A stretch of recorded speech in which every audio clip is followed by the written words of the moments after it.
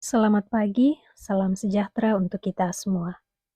Selamat berjumpa kembali dalam Renungan Harian Toraya, edisi hari Rabu tanggal 6 Mei 2026. Kita akan membaca dan merenungkan firman Tuhan, namun sebelum itu mari kita satu dalam doa, kita berdoa. Kami bersyukur kepadamu ya Tuhan di pagi yang indah ini, kami masih dimungkinkan untuk bangun menikmati hari baru karuniamu. Saat ini ya Tuhan, kami akan membaca juga merenungkan firman-Mu mengawali kehidupan kami sepanjang hari ini. Berkati kami, kiranya Roh Kudus-Mu menolong kami, menuntun kami, sehingga firman-Mu ini boleh kami pahami dan terus kami lakukan dalam sepanjang kehidupan kami. Bersabdalah ya Tuhan, kami siap mendengarkan firman-Mu. Di dalam nama anak-Mu Yesus Kristus kami berdoa. Amin. Bagian firman Tuhan yang akan kita baca dan renungkan saat ini dari Kisah Para Rasul pasal 26 ayat 1 sampai 11. Kisah Para Rasul 26 ayat 1 sampai 11. Firman Tuhan berbunyi demikian. Kata Agripa kepada Paulus, "Engkau diberi kesempatan untuk membela diri." Paulus memberi isyarat dengan tangannya lalu menyampaikan pembelaannya seperti berikut. "Ya Raja Agripa, aku merasa beruntung karena pada hari ini aku dapat membela diriku di hadapanmu terhadap segala tuduhan yang diajukan orang-orang Yahudi terhadap diriku. Terutama karena engkau tahu benar-benar adat istiadat dan persoalan-persoalan di antara orang Yahudi. Sebab itu, aku minta kepadamu supaya engkau mendengarkan aku dengan sabar. Semua orang Yahudi mengetahui jalan hidupku sejak masa mudaku, yang sejak semula kuhayati di tengah-tengah bangsa di Yerusalem. Sudah lama mereka mengenal aku dan sekiranya mereka mau, mereka dapat bersaksi bahwa aku telah hidup sebagai seorang Farisi menurut aliran yang paling keras dalam agama kita. Sekarang, aku harus menghadap pengadilan oleh karena aku mengharapkan janji yang diberikan Allah kepada nenek moyang kita. Pemenuhan janji itulah yang dinantikan oleh kedua belas suku kita. Sementara mereka siang malam melakukan ibadahnya dengan tekun. Karena pengharapan inilah, ya Raja, aku dituduh orang-orang Yahudi. Mengapa kamu menganggap mustahil bahwa Allah membangkitkan orang mati? Bagaimanapun juga, aku sendiri pernah menyangka bahwa aku harus bertindak keras menentang nama Yesus, orang Nazaret. Hal itu kukatakan juga di Yerusalem. Aku bukan saja telah menjebloskan banyak orang kudus ke dalam penjara, setelah aku memperoleh kuasa dari imam-imam kepala, tetapi aku ikut menyetujui jika mereka dihukum mati. Di semua rumah ibadah aku sering menghukum mereka dan memaksa mereka untuk menghujat Tuhannya.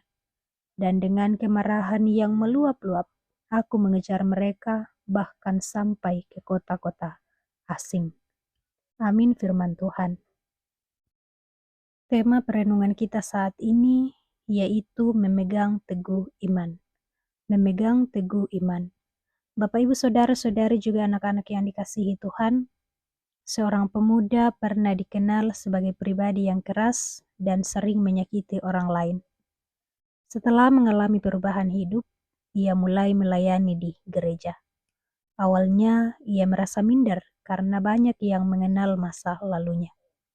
Namun suatu hari, seseorang datang kepadanya dan berkata, "Saya melihat perubahanmu, dan itu membuat saya percaya bahwa Tuhan juga bisa mengubah saya." Sejak saat itu, ia menyadari bahwa masa lalunya bukan penghalang, melainkan alat kesaksian. Bapak, Ibu, Saudara-saudari, dalam pembacaan kita pada saat ini, Paulus berdiri sebagai seorang yang diadili, bukan sebagai tokoh yang dihormati. Namun, yang menarik di sini adalah ia tidak membela diri dengan ketakutan, melainkan dengan keyakinan. Paulus menceritakan masa lalunya dengan jujur, bahwa ia pernah begitu keras menentang orang-orang percaya kepada Kristus. Bahkan ia menganiaya mereka tanpa ragu. Bapak, Ibu, Saudara-saudari, kejujuran Paulus menegaskan bahwa iman yang sejati tidak dibangun di atas citra diri yang sempurna, tetapi di atas pengalaman nyata bersama Tuhan. Paulus tidak menyembunyikan masa lalunya yang kelam, tetapi Paulus justru menjadikannya sebagai kesaksian bagaimana Tuhan mengubah hidupnya.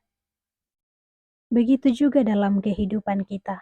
Mungkin kita sering merasa bahwa kita tidak layak untuk bersaksi atau melayani Tuhan karena masa lalu kita. Kita takut dinilai, khawatir jika diingatkan pada masa lalu. Kesaksian Paulus pada saat ini menunjukkan bahwa justru dari masa lalu itulah kuasa Tuhan dinyatakan. Perubahan hidup menjadi bukti nyata bahwa Tuhan sanggup memulihkan. Paulus tidak menyangkali siapa dirinya dahulu, tetapi ia menunjukkan siapa dirinya sekarang di dalam Tuhan. Bapak, Ibu, Saudara-saudari, juga anak-anak yang dikasihi Tuhan. Keteguhan iman Paulus membuat dia berani bersikap sekalipun di hadapan penguasa.